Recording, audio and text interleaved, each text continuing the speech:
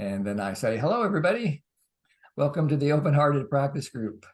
And I'm Jim. I'm Jory. And I'm feeling really happy to be here today. It's been a kind of a playful day here. And I'm looking forward to sharing this class with you today. It's called Empathy is Not Agreement. And I think it's a setup for us as we begin to move closer and closer into the holiday season and to election season in the United States anyway, where our differences tend to get heightened, especially in the age of the internet. And so today we're going to learn about how to stay connected with people that might have completely different belief systems than you. And that's the game that we're going to play. How are you feeling? Well, I'm feeling really happy looking at all your faces. It's been a bit of a challenge lately here with all the changes on our island. And so just having an opportunity to reach out and to see your faces is a real gift. And let's see what we can learn together. Yeah. So if you're here for the first time, we want to extend a especially warm welcome to you. This is a practice group in nonviolent communication being a process and developed by Dr. Marshall Rosenberg beginning back in the 1960s that has now, we have around 700 or so, 500, 700, some number of hundreds of certified trainers around the world. And this is a chance to practice what Marshall taught and what we've been teaching for about 20 years now. We've been certified trainers for 20 years. And we had the gift of being able to train with him and to have a relationship with him. And I worked with him more closely. So it's really sweet to be able to carry it on in his name as well. Yeah. And so we practice here. It's not a whole lot of, preaching or teaching or any of that. In fact, I went to I think it was the very second training that I ever went to with Marshall. And somebody introduced him, and this was in Albuquerque, New Mexico, probably 2002. And somebody introduced Marshall, and then he said, hello, everybody. I'm really glad to be back in Albuquerque. How many of you are here because you think that I can teach you nonviolent communication? And of course, everybody raised their hand. And I'm sitting on the front row. I'm really looking forward to him teaching me about nonviolent communication. He says, well, then I'm really regretful that I'm going to disappoint you right off the bat because I can't teach you nonviolent communication. And so, of course, this guy speaks up. I raise my hand and I say, well, wait just a minute, Marshall. I paid some money so that I could come and you could teach me nonviolent communication. What do you mean you can't teach me nonviolent communication? And he looked at me and he had this ability to independently move his eyebrows, which I've never been able to master that. That must be for advanced trainers. And so he raised one eyebrow, looked at me with a little smile and said, how could I teach you what you already are? Because my job is to remind you of what you already know, but might have forgotten because of the way that you've been educated. And so that's what we're all about here, is to help us to undo the education that we've all been subjected to. Marshall's term for that form of education is called a domination system. And where we're just taught that we have to have power over people or power under people. And what NVC offers instead is this opportunity to have power with people. And so that's what we're going to be practicing today. It's how you can share your power with people, whether through using the power of your empathy. So I'm really glad that you're here. We practice in 3 ways. We'll practice a self-connection exercise in just a moment, where you'll get a chance to use nonviolent communication just with yourself as a centering exercise or as an exploration of what's going on inside of you. And then we'll have a small group work where you can go into a small group with other people and talk about what the exercise was just like for you. Then we'll come back here into the large group again and share a little bit about our topic today and guide you through some writing. So if you have a journal or a place where you like to keep track of your NVC notes, we'll be utilizing that today. So you might want to go get that. And then when we finish that, then there's another practice that you'll have, which will be in a small group, probably in a pair or a group of 3, depending on how many people are here who want to practice. Yeah, so I'm going to be putting the groups together. And if you do not want to be in a group, please put an equal sign in front of your name. And then we'll put you into the no group section. The no group. The no group. All right. If you don't know how to do that, you can always send us a little message and maybe we'll catch it. And we can put the equal sign in front of your name. All right, so let's do a little self-connection practice. Today in the United States is a day of mourning and remembrance because it's the anniversary of September the 11th, 2001. So I thought we would just start by having some silence, not only for the tragedy that was represented by the violence of that day, but for the ongoing violence that is perpetrated every day on people as a tragic expression of unmet needs. And then the tragic consequences of that violence. So let's just take about 5 minutes and have just some silent mourning.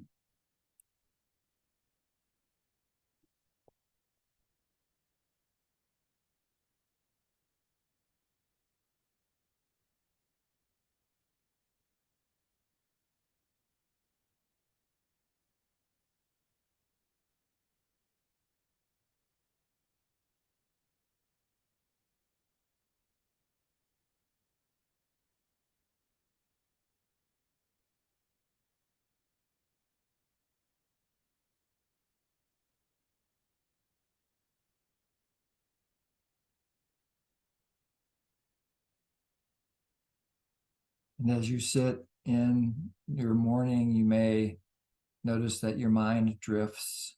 That's normal, so to speak. You can just bring it back to place your attention on your heart, which is where we can mourn from. Just be in our heart to notice what feelings and needs are alive in our heart as we sit with how much violence there continues to be on our planet.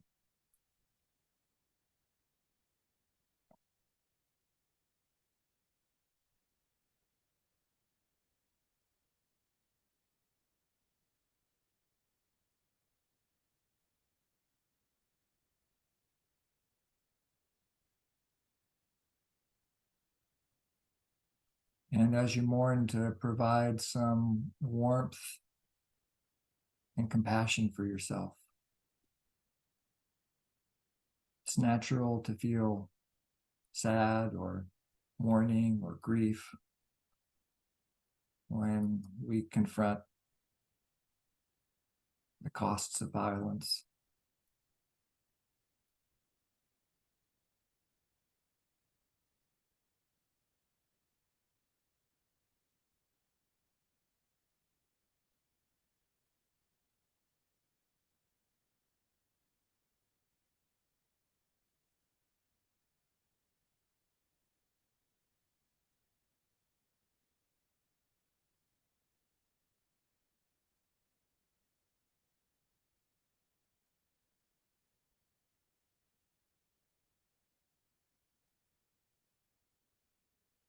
And as you open up to your own direct experience of mourning,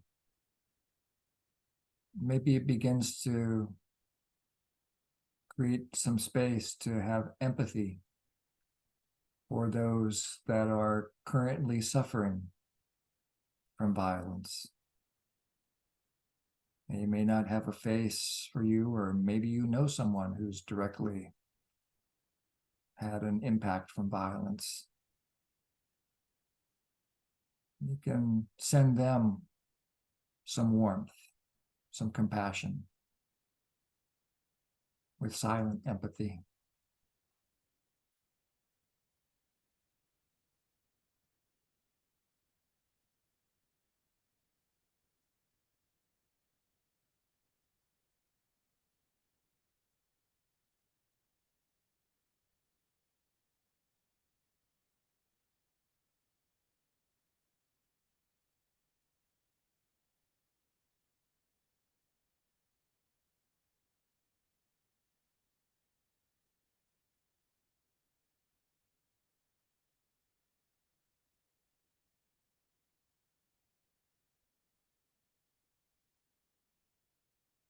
Marshall sometimes would draw an image on his flip chart, and he would have one person, like a stick figure of a person with a big heart. And so you can imagine that you're that person with the big heart, just attending to that heart inside of yourself. And that standing next to you is somebody else with a big heart.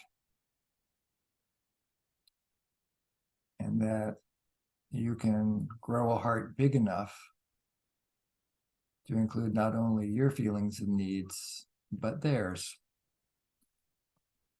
as an empathic connection.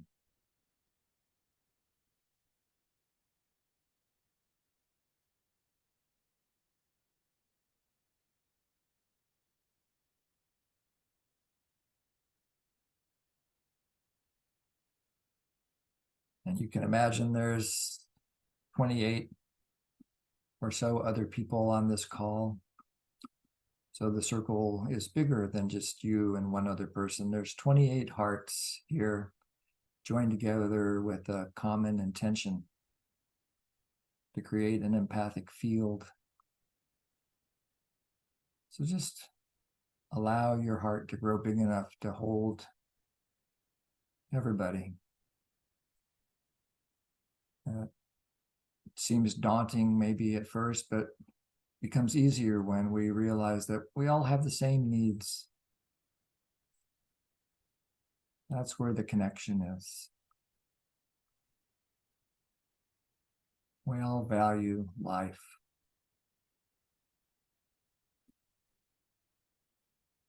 We all need air, food, water, shelter, love, touch, connection, safety. What other needs come to mind for you? Just put them into the circle created by your heart and all of our hearts joined together.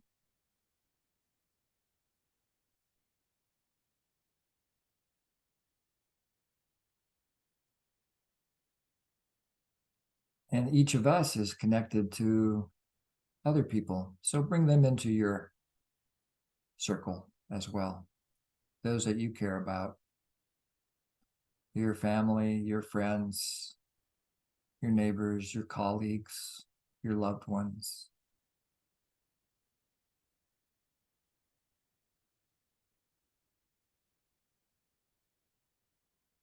We're all mourning something.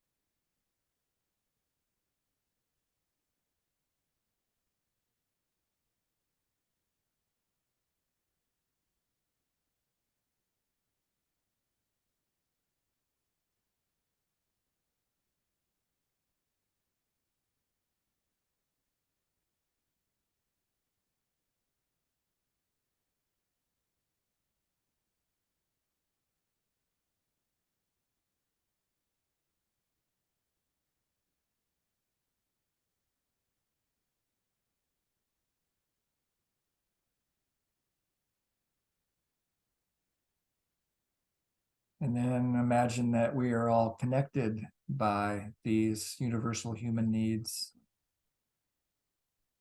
Not only the 30 of us on this call, but our colleagues and friends and family, and all the people that they're connected with, and all the people that they're connected with, until you include all 8 billion of us, all needing the same thing.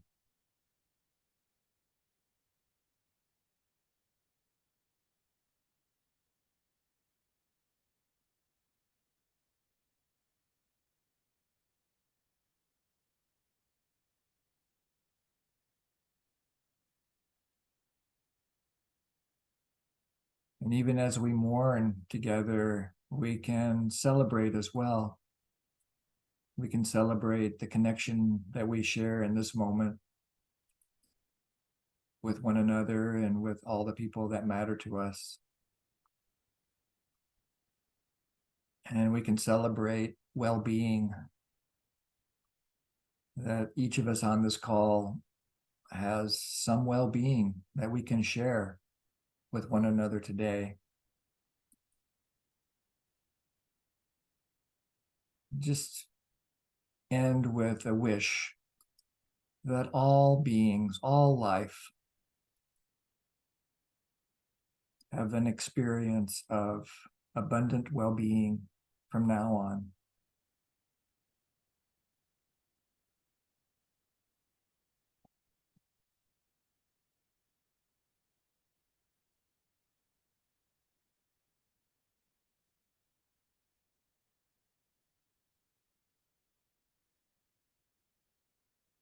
Then if as a final step of our exercise, just connect to your own body right now and notice how your body feels in this moment.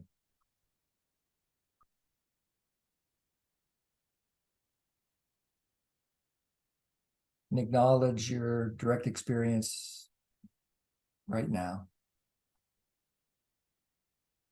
with warmth and compassion.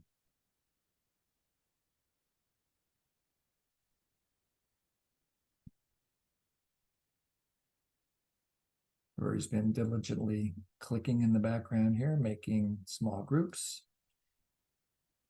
So we've got them ready to go. In response to previous feedback, we've made these check-in groups longer than they used to be. So they're now 15 minutes long. So there's a sense of leisure and no pressure. It'll feel like too long for some of you, and that's still not long enough for others of you. So after you check in, you can just share what your own experience is of this exercise. Maybe you want to talk a little bit about your own morning, your own celebrations, and then we invite you to share the time as equally as you can. So about 5 minutes per person. You'll get a little note with that when there's 1 minute left. You don't need to do anything. You don't need to push any buttons when you get the notice that there's 1 minute left. And you'll all zoom back here in about 15 minutes. So enjoy this chance to practice honesty and empathy with each other in a small group.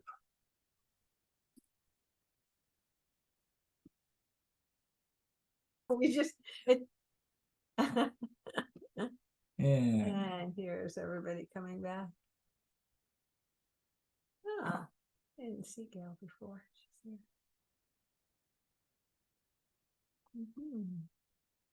yeah, Almost there. I think we got everybody almost. Yeah. here we are. Mhm. Great. And thank you for that. I'd love to hear some feedback. Anybody would like to share anything about that, either the self-connection exercise, the morning exercise, or anything that you wanted to share about in your small group. This would be the time to do that. You can do that by raising your hand like Allison just did. If you don't know how to raise your hand, on the bottom of your screen, there should be a button that says raise your hand if you have the newest Zoom software. If you don't, then you can click on the button that says reactions, and there's a place there that you can raise your hand. And Allison, go ahead. After you unmute yourself. Did it work? Am I You unmuted? did. Yes. Okay, great. I actually feel so touched by the experience of two partners that were just so deliciously touched into their hearts and shared experiences related to the perplexity of violence that was sort of a kind of violence that was unexpected, offending when they didn't realize, and the cultural gaps and it just I didn't think I wanted to talk to anybody tonight because I had a peaceful day and I figured this would be disruptive, and well, I just really am weepy with joy and gratitude for two wonderful people sharing with such heartful depth the spectrum of their feelings in trying to connect with other people of different cultures and such. And so, thank you. That was delicious. Yeah, you, Allison. delight to hear. That's what I would hope, that people would have that sense of depth of connection, which is why we made it that long, so that you could really be there for each other also. Yes, the additional time was very helpful. I think that really worked for me. Lovely. That was nice. Yes. Yeah. I'm really glad to hear that. Yeah. And we're open to any feedback if it didn't work for people too, and whatever you'd like to share, if anyone else would like to comment on your experience. Love to hear from a few other people, especially if if you're here for the first time. If you'd like to just introduce yourself, you're welcome to do that and just say what your experience is like so far. And also, if you don't want to, you don't have to, of course.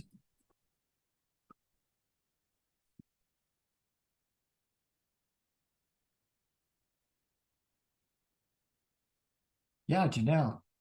And then Asta. Hey, so I had the joy of discovering a new need thanks to Gail, one that I had never come across.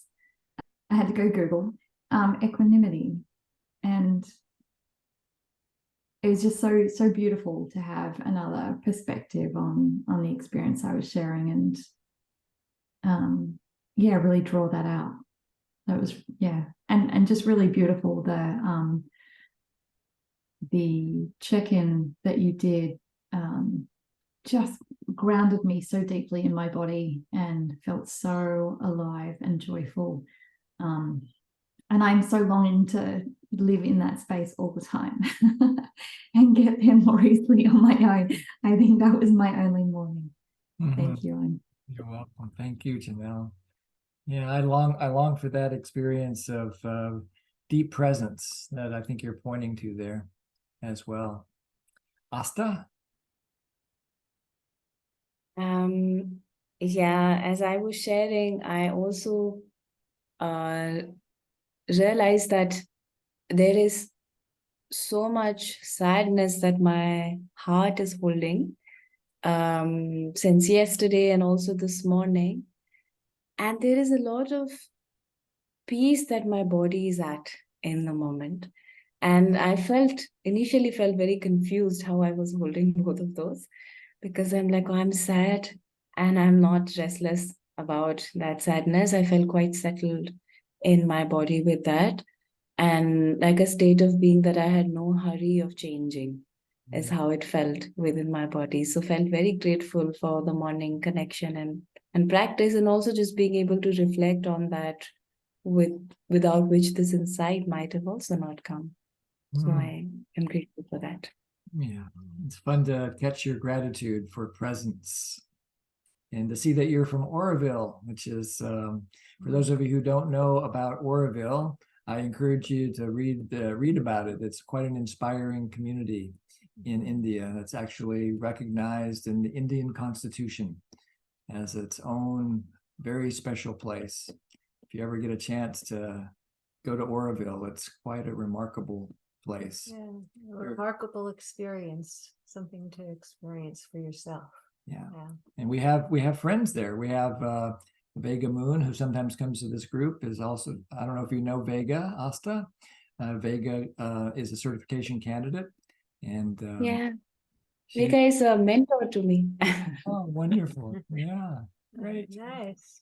And there's another trainer that lives there, whose name, what, can you help me remember his name? He's a German guy. Stefan? Stefan, yes. Yes, Stefan. Thank you. And then there's a retired trainer there as well. Yeah, so there's a nice, there's an NBC presence in Oroville, which is great. If you happen to go to India, I highly recommend you go and check that out. Yeah. Anybody else? If you've been waiting to be the last person to share, this is a good time to do it. Okay, Cecilia. Okay, I can share.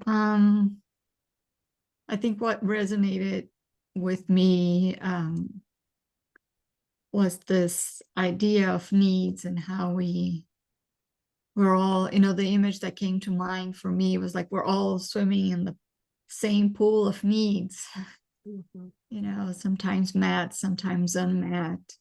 mhm, And given our different conditions and upbringing, sometimes the way we manifest our requests for unmet needs, or what feelings arise from that, is different from you know, each other.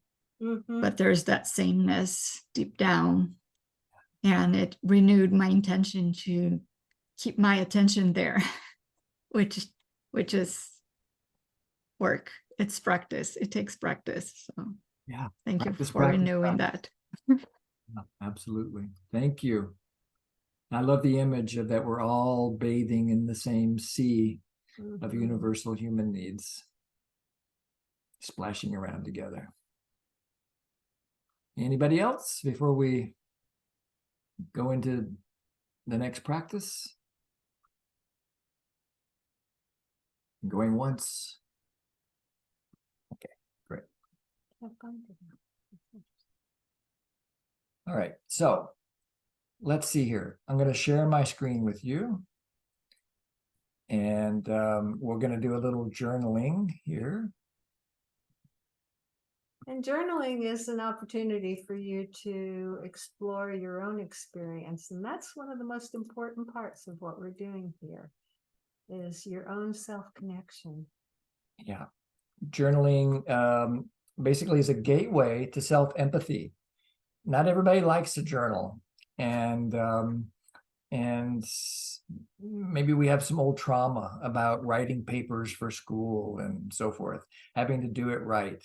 The way I hold journaling is there's no right way to journal. You can do it. It's really about whatever supports you in learning about yourself. Mhm. And so, I just want to also point out, you can just record your thoughts verbally too. yeah, with ChatGPT, you can do all kinds of things. You can set up little journaling prompts. There's all kinds of fun things you can do with AI these days.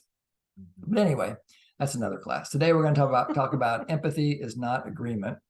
And the subtitle is Connection Before Conviction. And Jory says, why did you put conviction there? Mhm. Because, and I said, because I notice my own habitual pattern when I am not in empathy, but I am in a dispute with somebody, that I become a little bit like a lawyer, maybe a prosecuting attorney or maybe a defense lawyer, and I'm trying to convict the other person. Convict comes from the same root word as convince. So I'm trying to convince the other person that I'm right and they're wrong.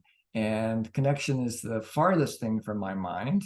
And so those of you who have been coming here, you probably heard me say that the reason that I teach a particular topic each week, or that we teach it, is because that's where we discover our edge is. And this is certainly my edge. I don't know about Jory, but when it comes to, I just notice this deep pattern of exploring what empathy is not when I'm in a dispute with somebody about maybe a belief or something about what's going on in the world, and so forth. So today we're going to explore that in a couple of different ways. First with a little bit of self-connection and journaling, and then we'll actually have a practice. So the first thing is to take about 5 minutes to consider this question: what does connection mean to you? And just write free form, whatever comes up. The reason that we're starting with this question is because according to Marshall Rosenberg, the founder of Nonviolent Communication, the purpose of nonviolent communication is to create a quality of connection that inspires compassionate giving and receiving. So what do you mean when you say connection? So I'll let you know when 5 minutes is up.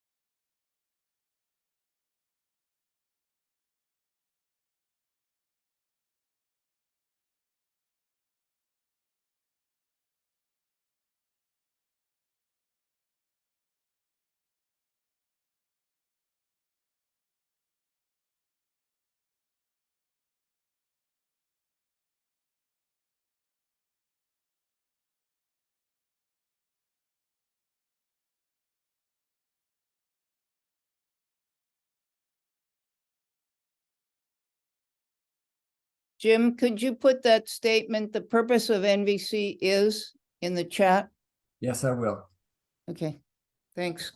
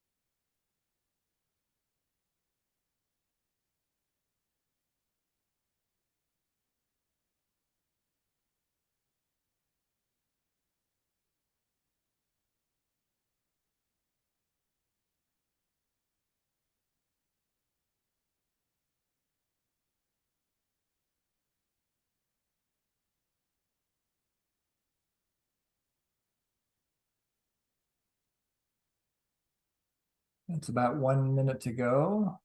If you're done with that question, you can go to the second question, which is how do you know when you have a sense of connection? How do you know when you have a sense of connection?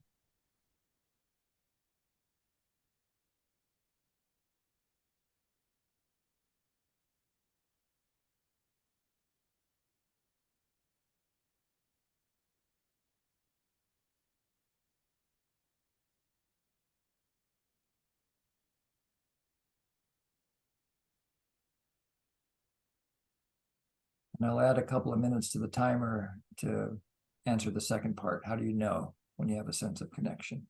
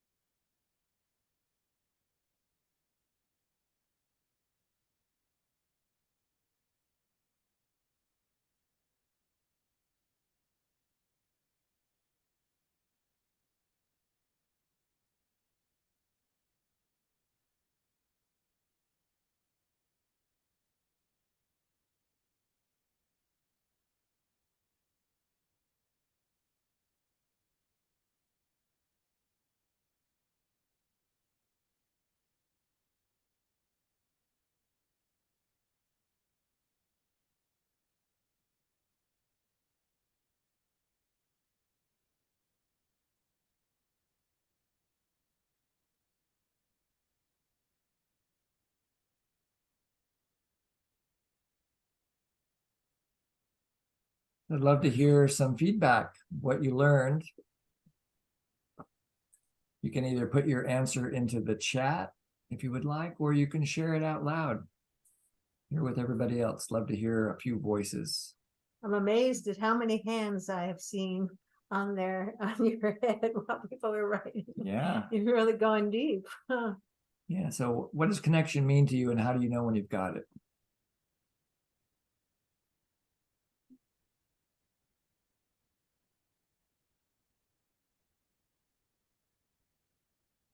Yeah. First Jeff, then Asta, then Elizabeth. Yeah, thank you for asking. Connection means to me two or more people deciding to bring their full, honest, and true selves together with an intention of mutuality. And I'll know when I have it when there's a sense of shared humanity or equality, trust, and a sense of unconditional positive regard. I'll have what you're having. I like taking that in, Jeff. Yeah. If you put that in the chat, if you're willing, that would be probably enriching for other folks. Asta, and then Elizabeth, and then Siva. And other people can put things in the chat too, if you'd like. Go ahead, Asta. Yeah, so I wrote that it's a sense of warmth, ease, and spaciousness in the being, a sense of open-heartedness to what is or who is with us, a subtle rejoicing of whatever is or whoever is with us in a moment. Connection gives purpose to this very human form and this very human life. And to feel connected is to feel it with one's whole body and not think it. That's what I Thank you. Thank you. I like taking that in too. Yeah. Elizabeth, and then Siva. Hi.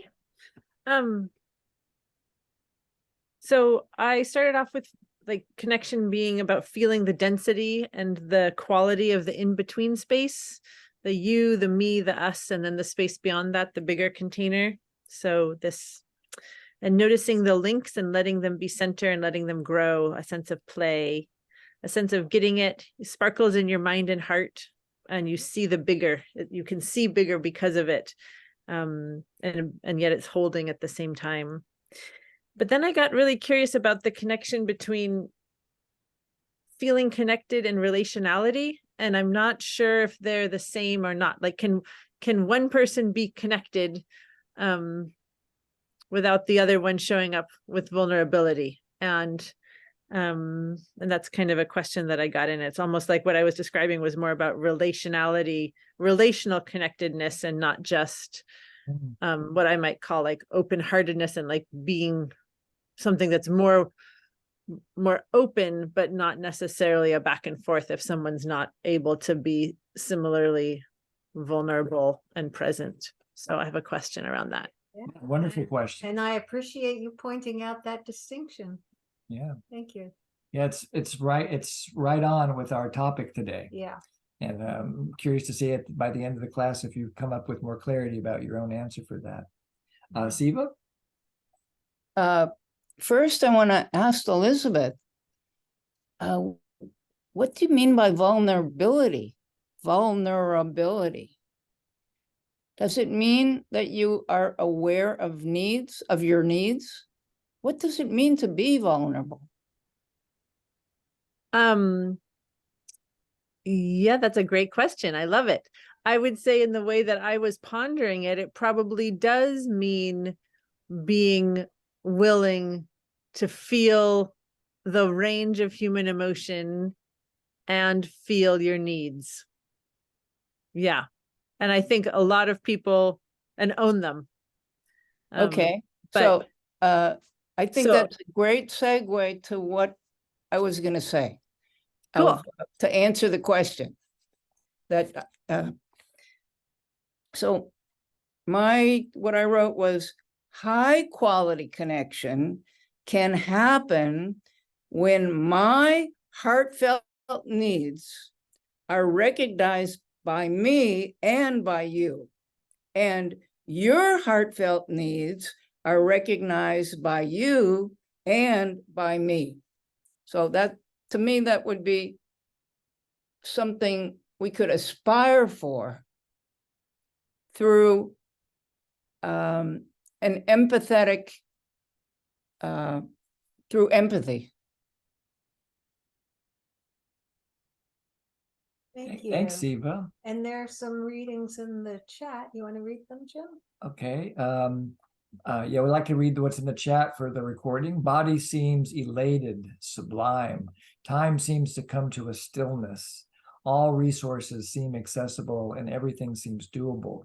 Openness to give, take, seems the same thing. Wish it never ends. A respectful understanding, openness.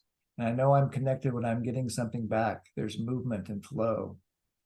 After a deep enough connection with myself, meet the needs of authenticity, self-care, preservation, being the best version of myself, I define outwardly connection as very mindfully going beyond the self or ego with an intent to make a positive difference to the world, I think. After a deep enough connection with myself, meet the needs of authenticity, self-care, preservation. And I think that's repeated. A positive difference to the other person, thing, or living being. This meets my needs to know and be known, of offering understanding and support to express myself and contribute in the best way I can. Yeah. Shared information. Oh, sorry. Shared intention to affirm life. Yeah. Got it. Gotcha. Thank you. All right. Next question. What gets in the way of connection when you are talking with someone with different beliefs, political views, or philosophies? What gets in the way of connection when you are talking with someone with different beliefs, political views, or philosophies?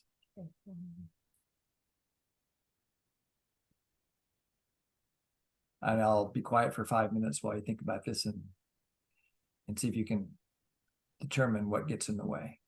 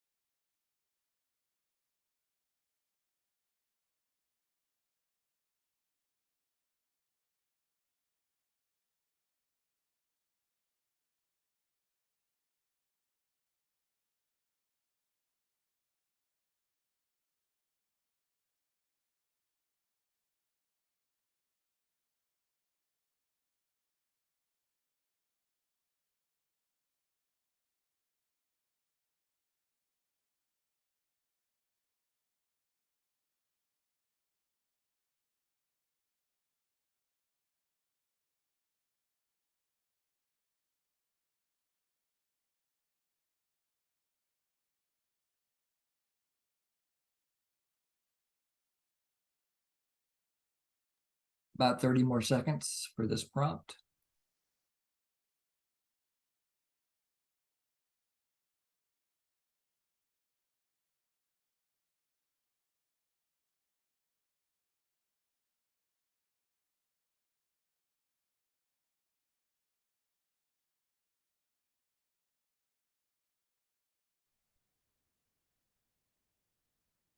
So a couple of answers in the chat already, and then hopefully it'll stimulate some of you to want to speak so that we can all learn from you as well. Jackal ears.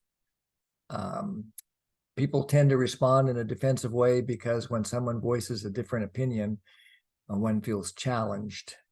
My core beliefs around either or thinking leading to disconnection from myself first. Yeah. What else? What else do you notice gets in the way? Getting stuck in scarcity and strategies.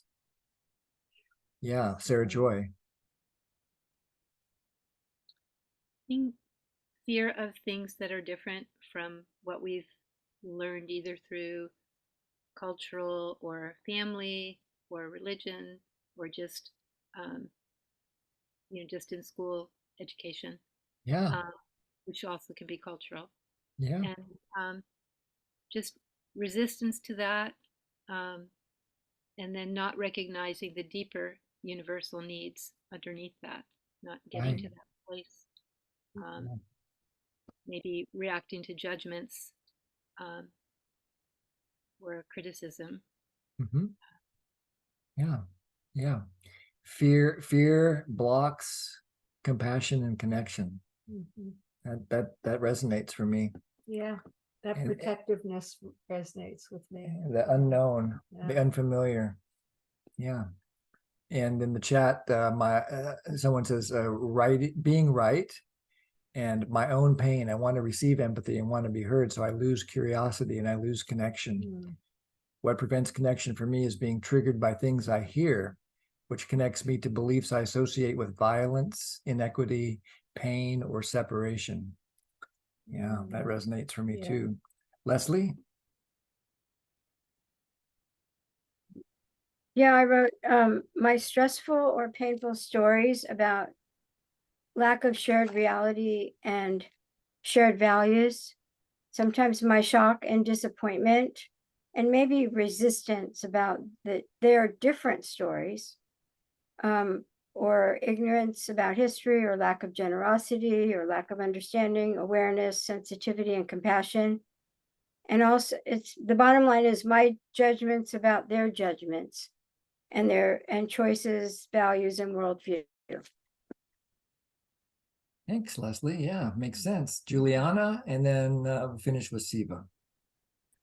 So I notice that I draw a boundary around my heart actually, and become a little cautious, but I open my ears more. So it's more like I'm opening my mind more to try to understand their perspective.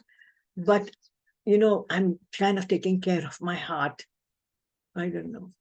How Yeah. does that sound for you? Yeah, Yeah. trying to take care of your heart. That makes a lot of sense. Resonates with me. Yeah, Yeah. yeah. Thank you. Siva?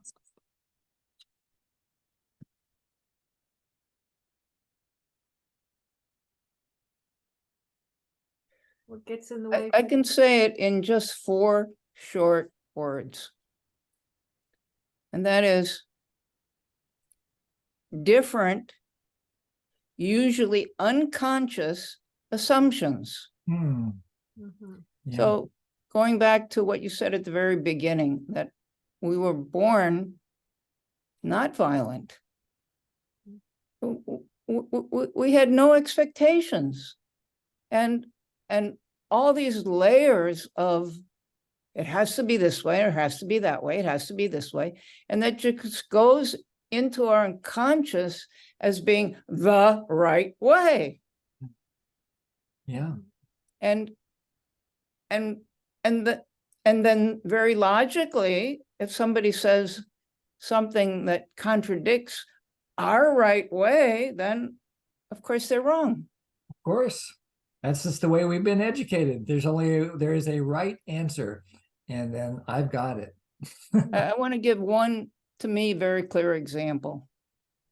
In Judaism, a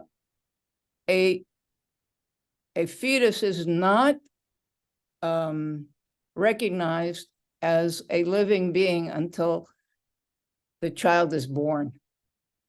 Whereas in Christianity, it's when the sperm and the egg get together. Yeah, different beliefs. And so we have this Supreme Court craziness, Yeah, which is not the business of the Supreme Court. yeah. It's just W- so we- silly. We play out these polarities in our political life.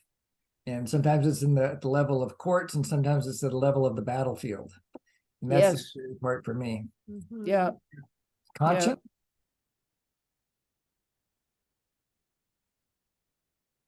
Yes, I realize that people generally like to be heard. They do not like to listen. So often they perceive the other's perspective as an advocacy role, which is not very well received. I find it difficult to open these channels of communication. And because often a conversation like this could escalate to an ugly argument. So what prevents me is fear of being misunderstood, fear of being judged, uh, being perceived as a pushy, dominating person, and not being inclusive. So I generally tend to keep quiet at such forums. Yes. Yeah, I resemble that strategy of just kind of getting a little freezy and and just keeping my mouth shut sometimes to avoid making the conflict worse. I remember lots of uncomfortable Thanksgiving meals or holiday meals or whatever parties when topics come up, and I just go and hide. I don't want to fight, except when I do, and then I'm really good at it. Yeah, it seems like there was one other hand that was just up. Did it disappear? No, there was no other hand, Okay. but there are some comments. Yeah, in we the read chat. those. Okay. Well, Okay, great. One more question before we do the practice. This is all to set us up for the practice. it needs to be muted. And here comes the last question. What supports connection for you when you are talking with someone with different beliefs, political views, or philosophies? So I'm assuming that you've all had the experience of at least once in your life being able to stay connected to someone with a different point of view from you for at least 1 or 2 seconds. We don't have to have a big, we don't have to say engage for like an hour or something like that with someone with different views. But what supports connection for you when you are talking with somebody that does have different beliefs, political views, or philosophies? In other words, what's your 0 step? That's what we nickname it here. What are you doing inside of yourself that allows you to focus on connection rather than conviction? So again, I'll be quiet for a few minutes while you think and write.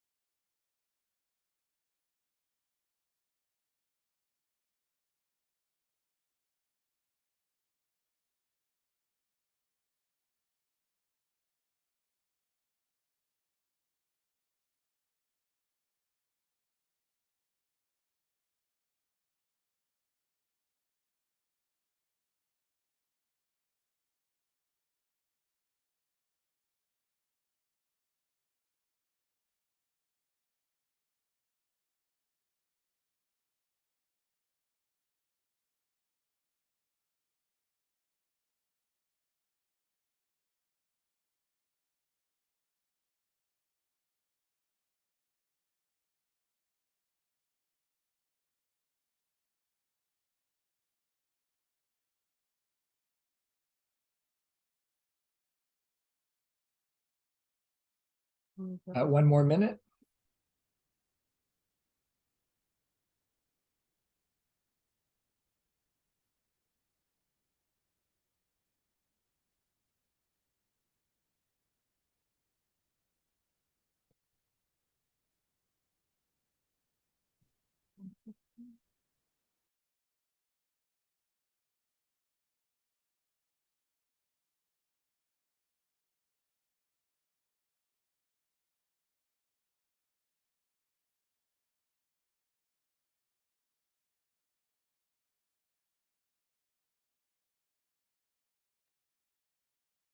Kanchan, is there something you'd like to share? Or is that an old hand? No, I have a question. I wrote it in the chat. That's a beautiful font, I noticed. And I'm wondering if you know what it is. I don't, but I'll look it up. Yeah, do you see how beautiful it is? Thanks. Thank you. It's something whatever Apple has in their program. I'll check. Yeah, and Kanchan, you had your hand up. Did that go away? Did she go away? Mm-hmm. Yep, Um, Leanne. Go ahead, Leanne. It's taken me that long to unmute, sorry. Yeah, thank you for that question. What supports connection for me is asking questions of the other person that encourages them to express, well, to think about it and express their needs and feelings. Because when I hear other people express their needs, it supports connection for me. I find their needs and my needs are often very similar. And even though we might have different ideas about how to get those needs met or different strategies, just finding something in common helps me feel more open-hearted and benevolent towards them. Perfect. Yeah, beautiful. Thank you. Makes a lot of sense to me. Thank you. Yeah, and Jeff wrote, a new word came to me, unsurety, a space for a movement, unsurety space for a movement, unfixedness. And Purva writes, connecting from within, allowing the chaos and acknowledging each bodily sensation, emotion, and staying with it to listen, just being, breathing some more, being a witness to my thoughts, emotions, fondly being present to myself, grounding myself to be present to the other. Juliana? So what supports connection for me is just staying self-connected, actually, and connected to my own beauty and my own value, and and my own self sovereignty, that I make my choices for my life, and then but grounded in that, I just love to learn more. So I have this great need for learning. And so I want to listen to other people's perspectives to try to understand them, mostly with my mind, okay, before I let them into my heart. So I would be understanding them and with my mind, really. So curiosity, really curious to understand them. And then I make a choice about whether I want to let them into my heart or not. Yeah, preserve that choice. Yes, thank you. Yeah. So now you're set up for the practice. Now you know the answer for you of these really key questions, which will set you up to be able to empathize and let go of any need, because it's not a need, any desire for agreement. I love it when there's a sense of agreement, but it's not a need, right? It's clearly I can survive and thrive and be connected to somebody even if we disagree. I've had that direct experience. I'm probably having it right now with you. I bet you guys don't agree with me about everything, and so I'm fine with that. And so I know it's possible. And so let's get a chance to practice this. To set us up for the practice, I'm going to play 35 seconds of a video. And then we'll use this to do a role play with each other. So you guys will be doing a role play. So let me share the sound, this, and here we go. Birds aren't real. That rallying cry has taken wing among younger Americans. Thousands of Gen Zers across the country claim to believe the U.S. government, yes, Uncle Sam, has replaced all birds with look-alike drones being used to spy on the American people. Here's the Birds Aren't Real movement's founder, Peter McIndoe. I think the evidence is all around us. Birds sit on power lines. We believe they're charging on power lines. We believe that bird poop on cars is, a liquid tracking apparatus.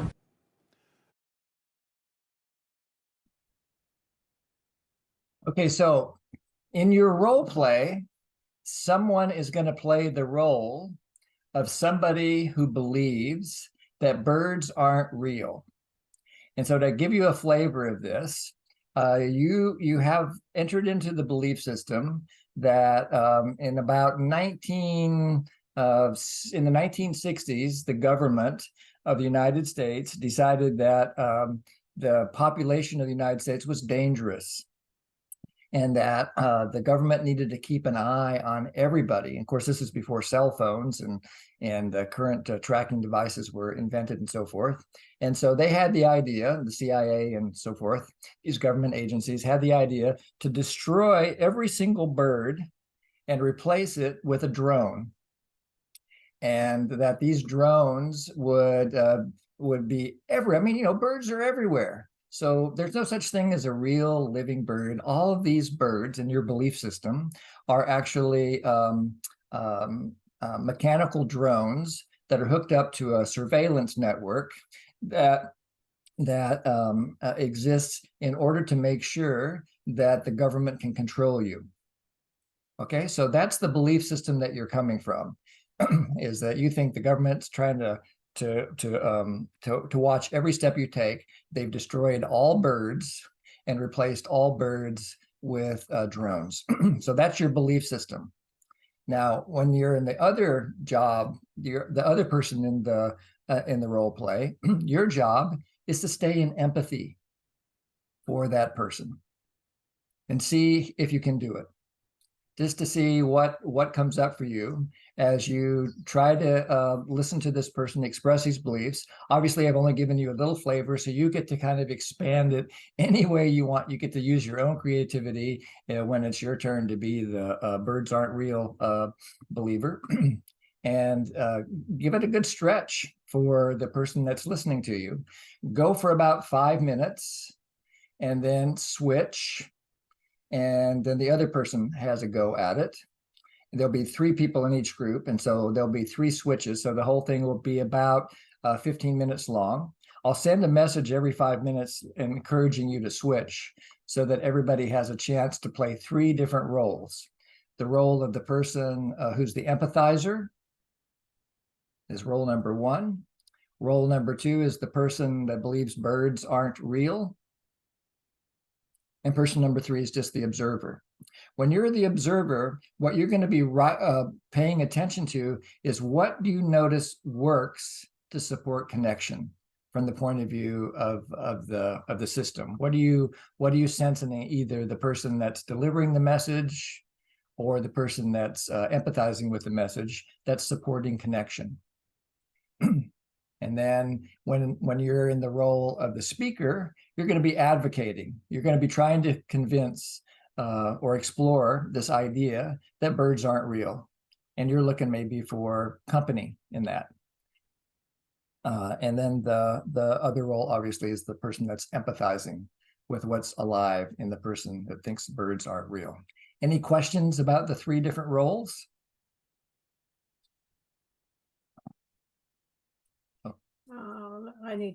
There's some people moving around here. I gotta move some people together. Okay. Okay. So Celia, you have Cecilia, sorry. Yeah. So we are just giving empathy. We're not doing honesty. This is just about empathy. Okay. Your goal is to see if you can see if we start going into honesty, whatever happens in your group will happen in your group. So I can't control it. But in my experience, when I moved to honesty, it's so easy to slip into agreement and disagreement. But if I stick with empathy, then I can stay in a world that doesn't require agreement or disagreement. So you can play with either, both, whatever, and see how it unfolds for you. Yeah, we have a couple rooms of 2, but mostly 3s. Okay, and we might need to do some adjustments. If any of you with equal signs in front of your name want to change your mind, we can stick you in a group after we start them. So again, it'll be 15 minutes will show up on the timer. I'll send a message every 5 minutes, encouraging you to switch. And so quickly decide, maybe the person, do it alphabetically, so that the Nice. person whose whose first name starts with closest to A is the first birds aren't real person. And the second one in the alphabet would be the first empathizer. The third one would be the observer. Okay, have fun with this and see what you learn. Here we go.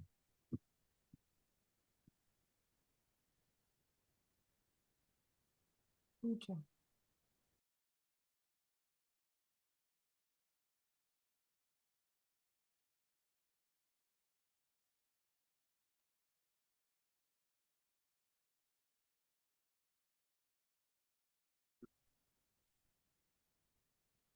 I'm so curious how your adventure went, but before I hear from a few of you, I'd like to encourage you to just do some writing for about 3 minutes, just to go back to the notes that you started with when you were doing your journaling, and just harvest what you learned from our practice group today, and especially this last practice. Then we'll hear from a few people.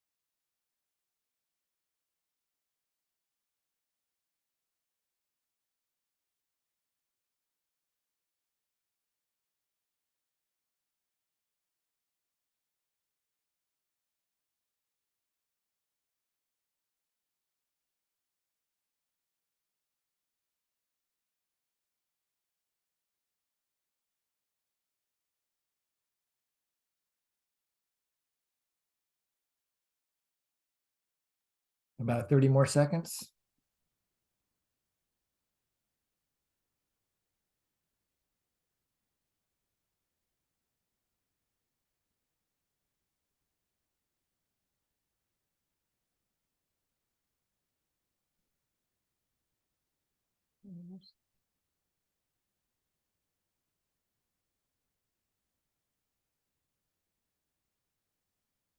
Feel free to continue to journal if you'd like to.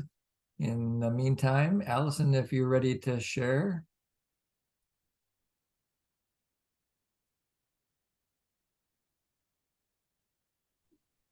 There we go. Yeah. Wow. That was really a shocking experience for me. I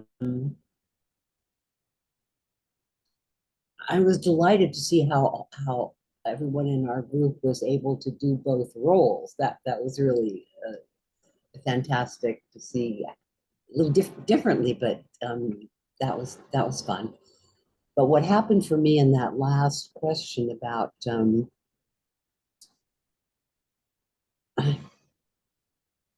I saw in myself that I got so involved in the trauma that the bird believer was in, that I got lost. I went down an empathy rabbit hole and got so feeling so sensitized to their trauma and distress over this nightmarish thing going on and the loss of their freedom. And I realized, wow, I've lost my NVC. I went down feelings and I completely lost sight of needs, and that perhaps there would have been something restorative for that person who is suffering over the bird loss, to see what their needs were, and they might have been able to have accessed something in themselves through looking at their needs and coming to some sense of hopefulness or agency in the situation. Yeah. So that was a shock to me. Yeah. Something that I saw about myself that I didn't want to see, but very potent. I'll have to regroup. So thank you. You're welcome. Sounds like it was like quite clarifying and also a little bit surprising at the same time. Mirror, mirror on the wall. What? Yeah. Yeah, and you're So still thank- processing it, I can tell. Yeah. Yeah. Thank you, Allison. Siva and then Cecilia.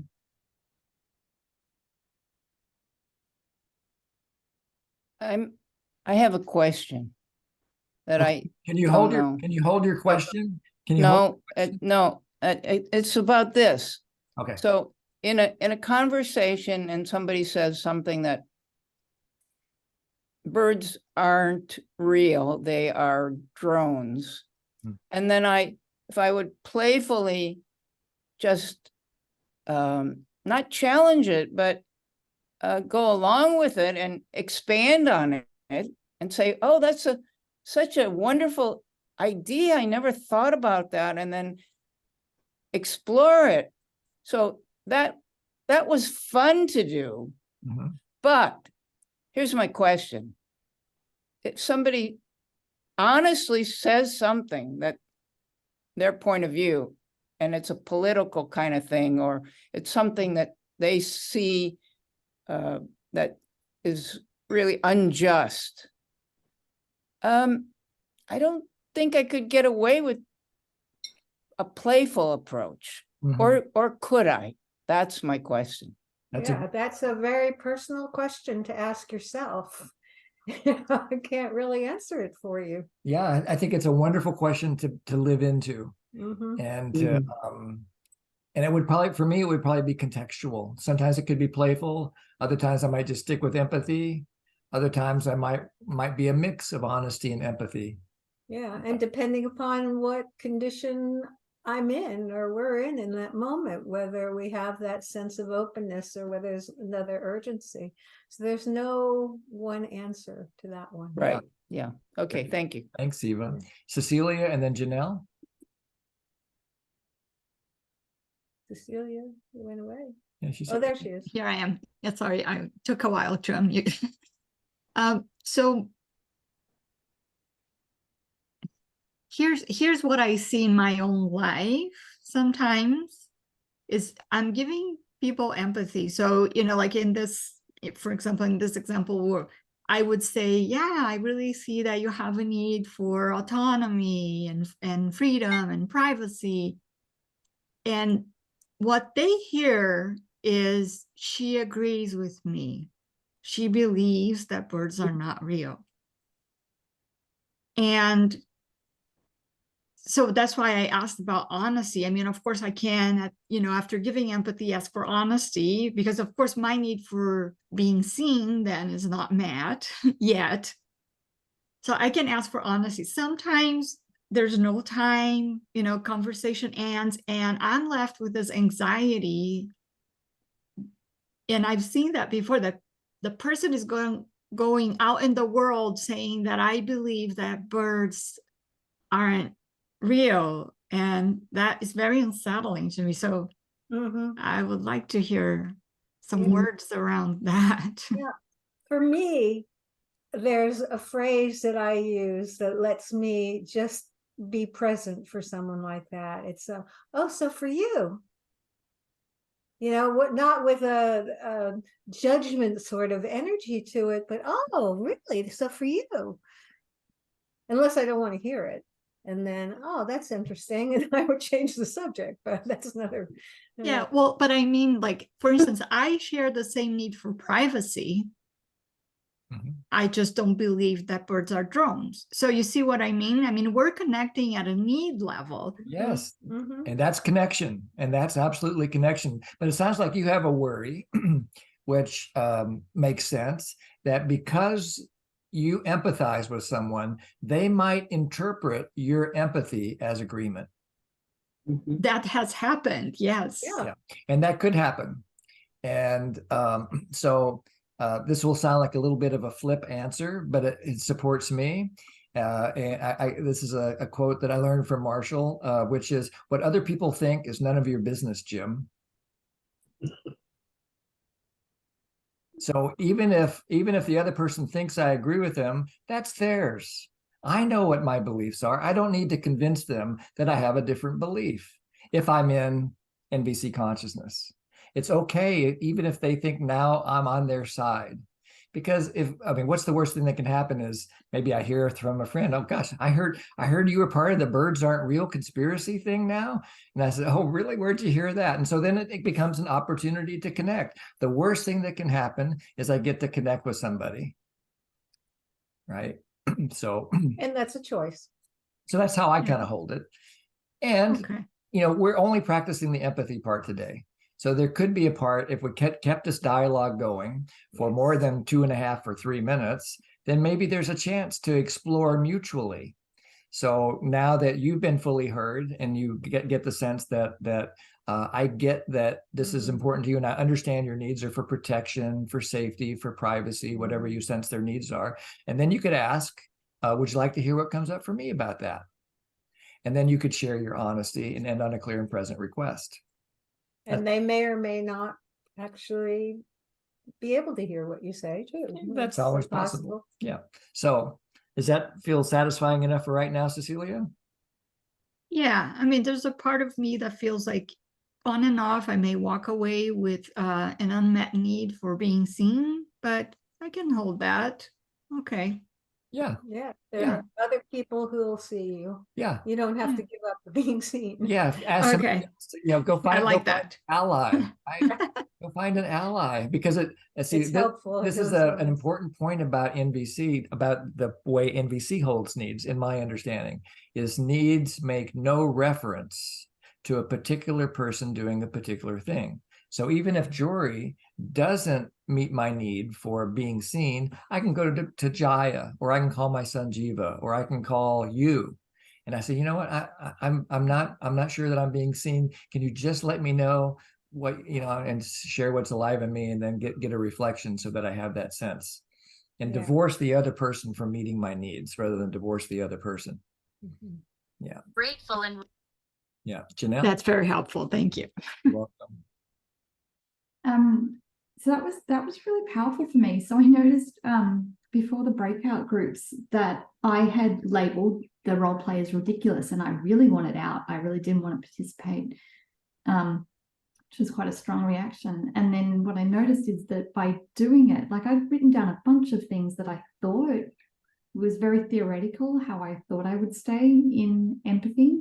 And it was something that Leslie said about asking questions about feeling and needs. So I was like, oh, okay, bring it back. And when I went into it, it really became this lived experience. And I was imagining someone sharing racist opinions that I didn't agree with, and how hard that would be to stay in empathy with. But that role play kind of allowed me to switch in my mind from the things that were theoretical and I thought I would do to what really worked, which was really powerful. And it was that reflecting back the feelings and needs that allowed me not to go into having to agree or question their beliefs. That was really powerful. Thank you. Glad to hear that. It's very liberating. Yeah. Thank you. Thank you, Janelle. And I'm glad, I'm appreciating your gentle persistence with yourself to encourage you to do the exercise, even though maybe it didn't seem like the most fun thing to do, that you stretched yourself. I really feel inspired by that. Thank you. Monica? So yeah, I'm just kind of going to probably say pretty much the same thing that she just said, that before I went in and while I was in, I had to cover my face a few times because I was going to burst into laughter. And the only thing that kept me centered was to focus on the person's feelings and needs, and then I could empathize and be with them. So I'm complete. Thank you. You're welcome, Thank Monica. you. Thank you. Yeah, that's the world I want to live in. It's a little bit after the top of the hour, which is, or the bottom of the hour in India. This is when we usually close, but we're going to stick around and listen to these final questions and comments. But if you need to go, we won't be offended or anything that you have to go and take care of yourself.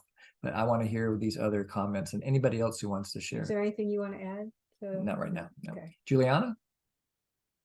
Jim, can you please just say something about involvement, because empathy sometimes, like you have to feel the other person's feeling, but at the same time, stay connected to yourself.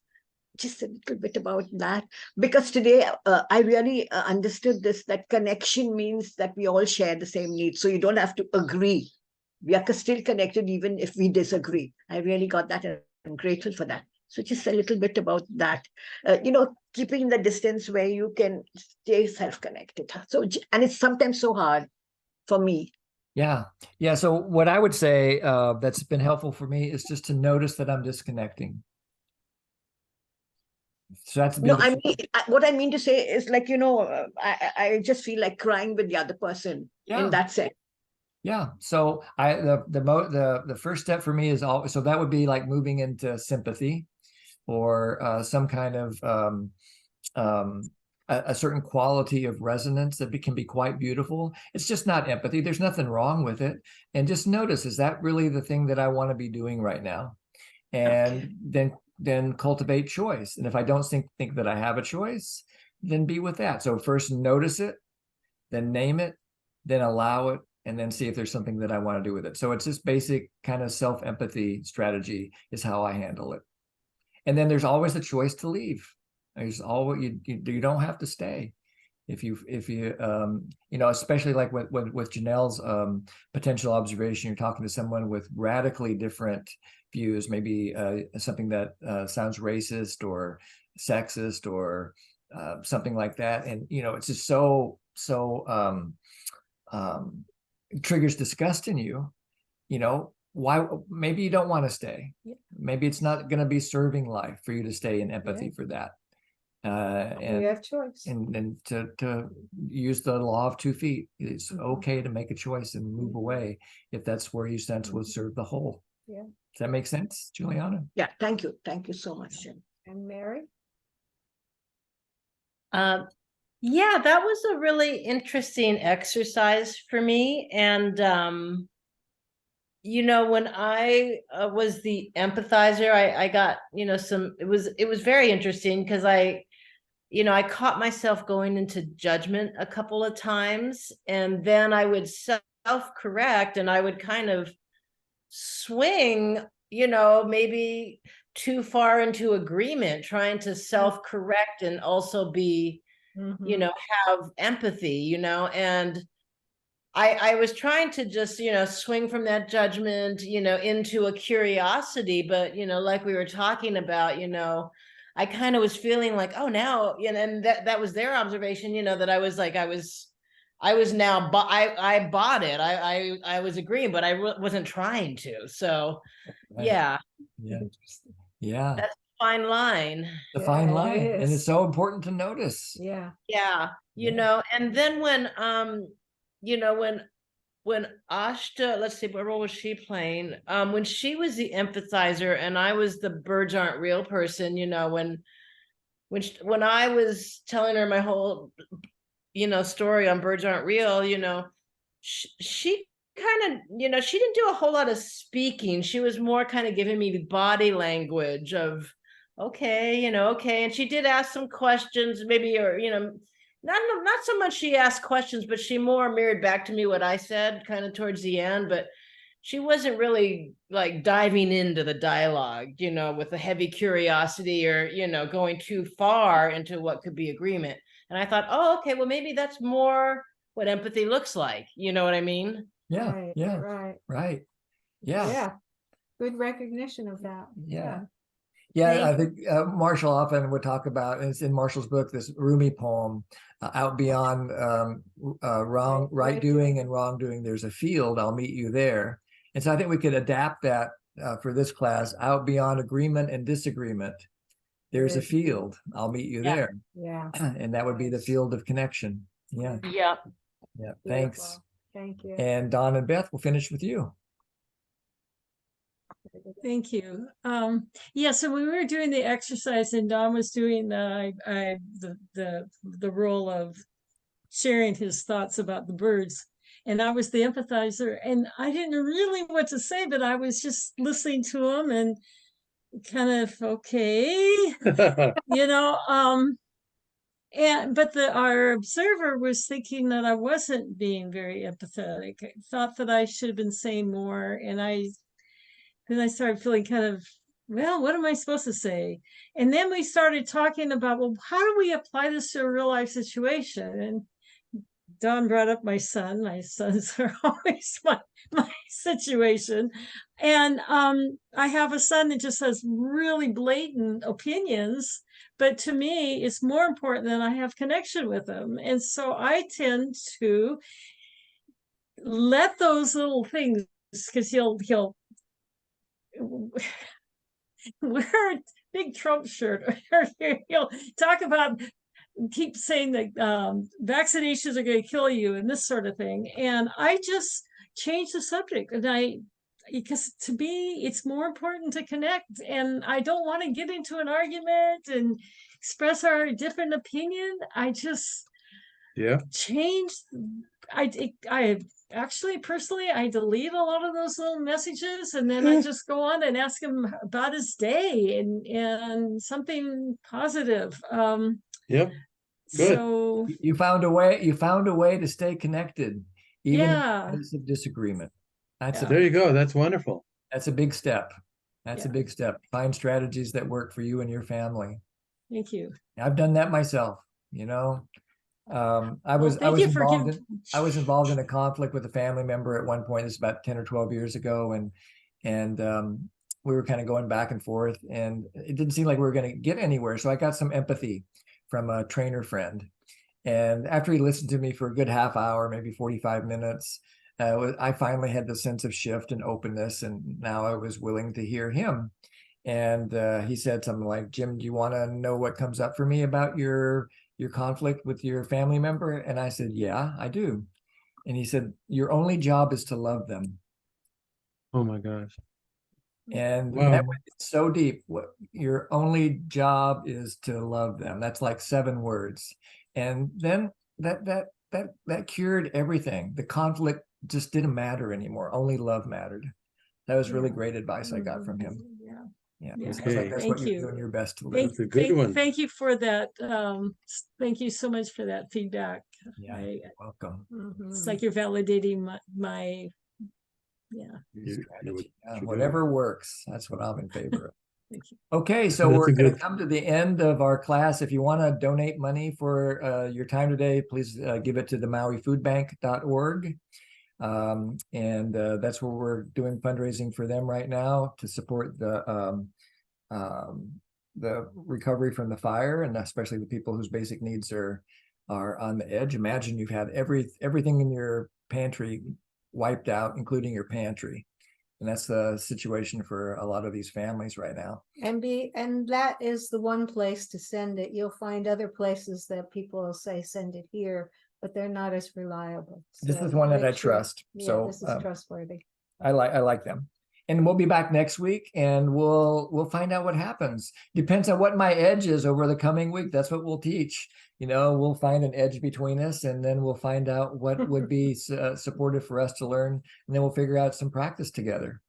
So appreciate your support today, and made after party groups for you. So if you want to stick around and hang out and continue to debrief, you're welcome to do that. And see you next week. Aloha, everybody. Bye-bye. Thank you. Bye-bye. Mahalo nui loa.